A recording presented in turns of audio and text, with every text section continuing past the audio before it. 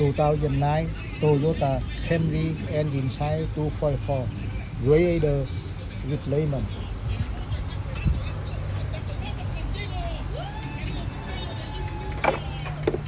First time you remove the cable and remove the air filter.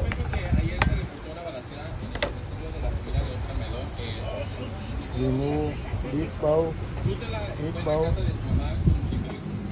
this bowl, this bowl, and the bowl here.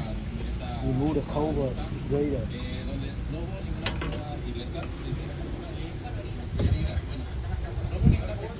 And remove the bowl here. This bowl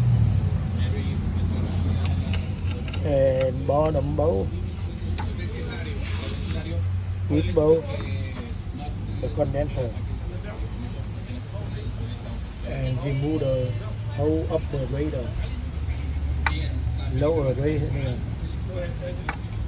the connect radiator fan cooler, and remove the hole, this hole,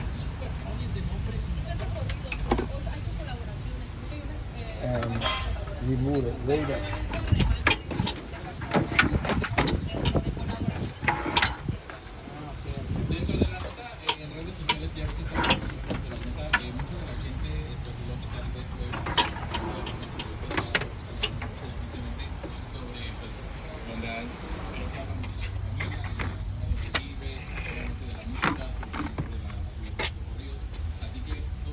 You check the make sure radiator and new radiator.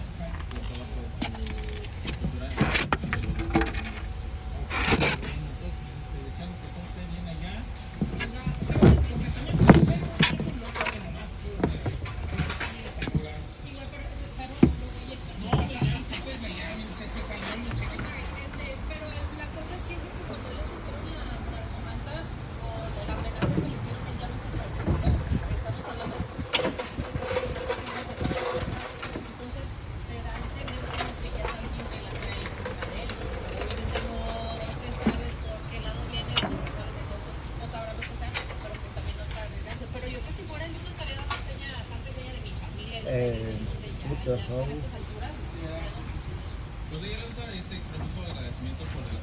Put the hole here.